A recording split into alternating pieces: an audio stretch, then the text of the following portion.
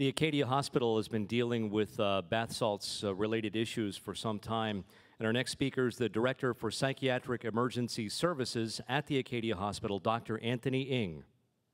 Doctor. Thanks, Mike. Thanks, Chief and Lieutenant Regan, for getting the stage set up for this. First of all, I want to say that it's, in a way, sad for us to be here to be talking to you about this new drug. It's a very dirty drug. But at the same time, also very happy to see all of you here. I mean, this turnout is just amazing. You guys have to give yourself a lot of credit. And not only the fact that I see, of a certain age group, I see kids here, which is quite extremely important because, we haven't talked about the effects of this drug on kids and that's one of the biggest nightmares about what it may potentially do to our kids in schools. Let's start with this question. Has any one of you known people use bath salt? And just raise your hand or use it or whatever. So it's a fair number of people, and I can't see the folks up there, but I can certainly see a quite fair number. I have to say, when I first started encountering bath salt, I think it was maybe early spring, and I came from Washington, D.C. before I moved up here, and I told my wife, said, you know what, I saw a case today that reminded me of PCP when I was down in D.C. I thought I left that stuff. I mean, that's, I didn't think PCP was an issue here. And again, at that time it was bath salt, monkey dust. We really didn't know what it was. And then over time, we started to see more and more present to the psychiatric observation, which is where I work. And again, these are only people who come to us. There are people who go to my colleague, Dr. Busco, at the emergency room that I don't even see, but certainly he tells me stories, and he'll certainly tell you a little bit more about those in a bit. But the reason it reminded PCP was due to the agitation I see with these guys. And again, I'm saying guys because it also affects women also. But the thing is, they're extremely agitated to the point they rip out things and become extremely combative. Another common thing we often see people to take the clothes off because it's so hot. Because the reason is the drug causes such almost like a overdrive on their body that they burn up. So the only way for them to relieve that is take clothes off, jump in the river, and drink a lot of water. That's the way for them to try to cope with that. They become extremely paranoid, psychotic. They think so many people are out to get them. They'll take any kind of measure to protect themselves. And of course, we also see the folks who have depression from it, as well as suicidal thoughts coming from it. What's scary about this drug, and again, it reminded me of PCP also, was the fact that it's a quick hit, first of all. People get the initial high, which resemble LSD, ecstasy, cocaine, and so forth. And then it fizzles off into these psychiatric symptoms. But the problem is they sometimes last a while. Even if the person stopped using it, it'll keep on going for a while. That makes it harder to treat. There was one case study in Britain where a patient was admitted for 12 days in the psychiatric hospital due to paranoia from bath salt, or they call methadone, which is one of the ingredients. And he got treated with antipsychotic medication wonderfully. Upon discharge, he didn't even relapse. He became psychotic again. And the other challenging thing also, we see wax and wane of psychiatric symptoms. So they come in, they're extremely psychotic at first, and then within a few hours, they seem clear, and then a few hours again, they have the recurrence of symptoms. So it's very hard for us to kind of manage in some sort of way because we can't consistently see a pattern of behavior.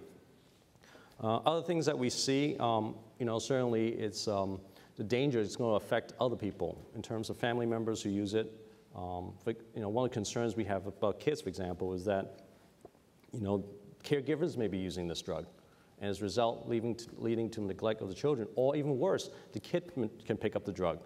I mean, the drug has nice innocuous names like bath salts, white ivory, kryptonite. You can easily, a kid think, oh, this has something to do with Superman, and they may inadvertently take it. Remember the old days when ecstasy came out, the little Simpson head, people used to sell that as a way to get kids to use it. I mean, it hasn't gotten to that point in terms of a pill because it's a powder, but it doesn't take much powder to get someone really going, almost a little dab. So, I have an 11-month-old son, and I can imagine the little kid just touching this stuff and putting it in his mouth, and next thing you know, something bad happens. So I think it's really scary, and certainly, as the Chief said, people are cutting this stuff now, with combining with other drugs. Why people use this, I mean, Chief mentioned some of the reasons. Causes could be one thing. I had a patient recently told me that, you know what, it's the cost. If cocaine was this cheap, I would use cocaine. But because cocaine is so much more expensive and this is only a couple bucks, you know what, I'm going to go with this instead. So I think that's certainly a big thing that drives it.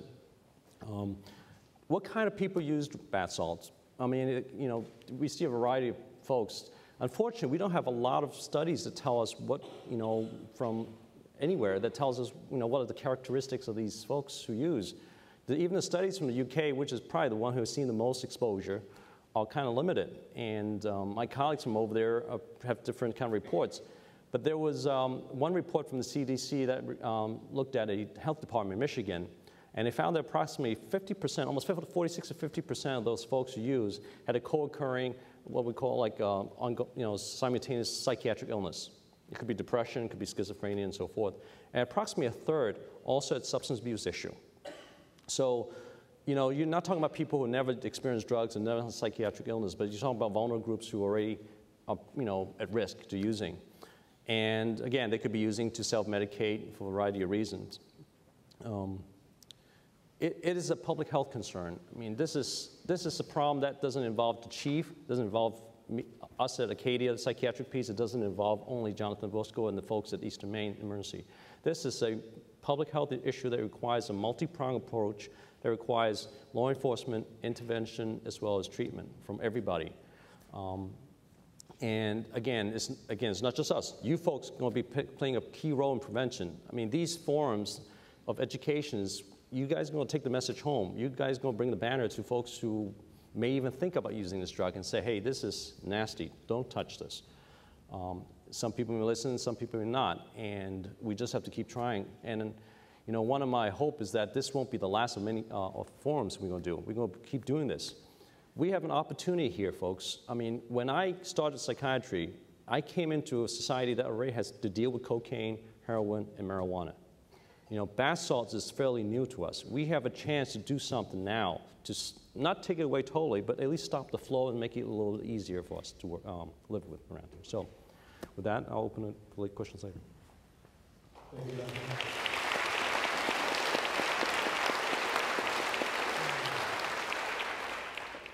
Probably next to the police department and law enforcement, ground zero for this is emergency medicine. And our next speaker is sometimes the first person that someone who's been arrested on bath salts sees. The first place they often go is Eastern Maine Medical Center, and our next speaker has much direct experience working with people who are suffering from the effects of taking this drug. Dr. Jonathan Bosco, emergency room doctor at Eastern Maine Medical Center. Doctor.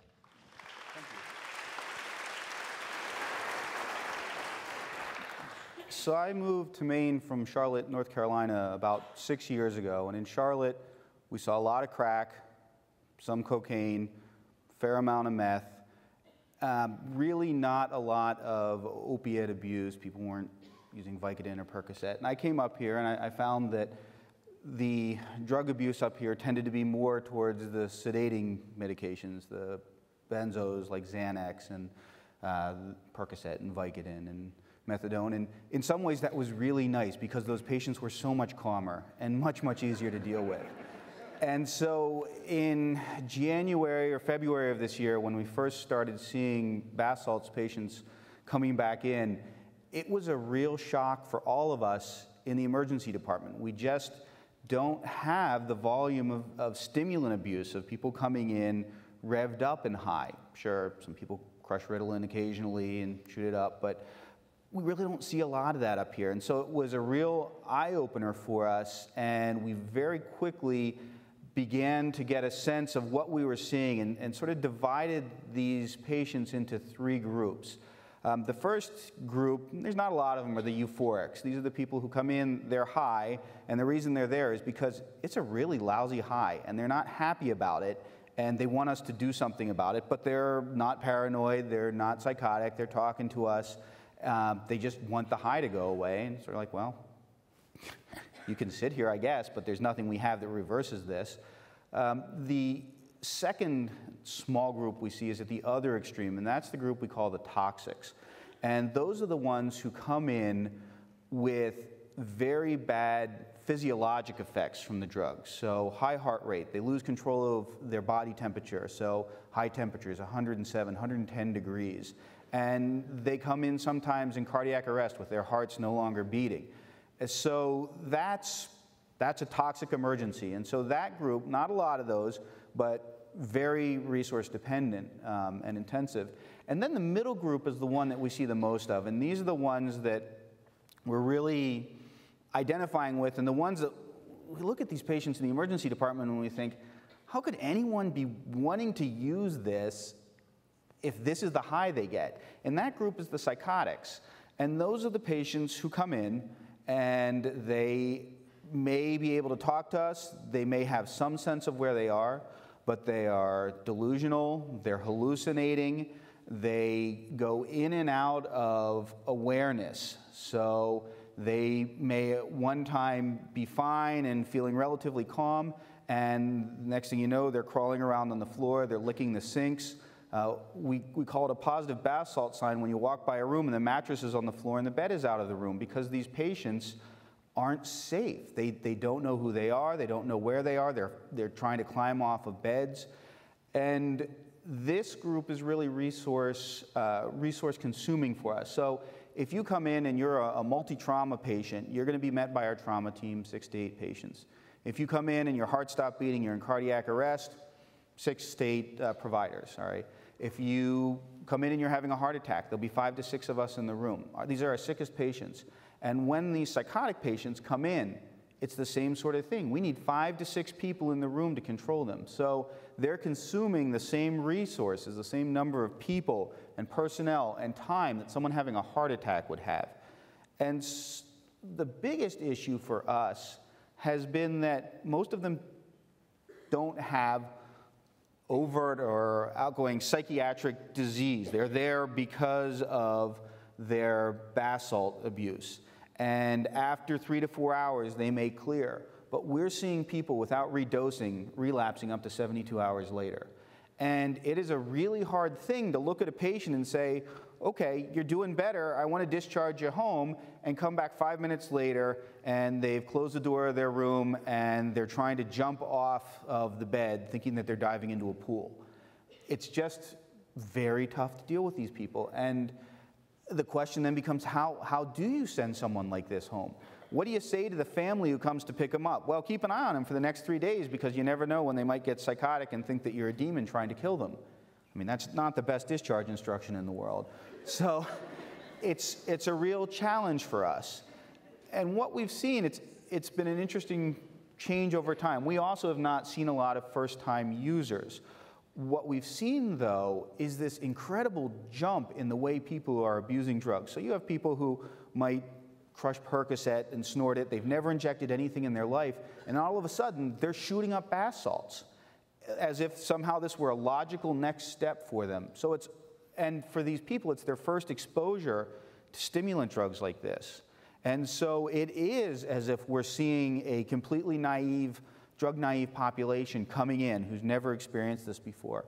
Over time, we've seen this change from people who are using it for the first time to people who come in who've been on 10 to 30-day binges. And they are miserable, physical wrecks. They are, well, you saw the video. They're skinny, they're malnourished, they are miserable. And it's a totally different issue we're dealing with, because not only do they have all these physical effects of basically having an adrenaline high that's been going on straight for 30 days, but they're still at risk for relapsing too. And for a lot of them, they're using this, in that group, they're using this to treat some psychiatric disease as well. So that's coming out as well. And it's been a real challenge trying to balance all of those different aspects of this drug abuse.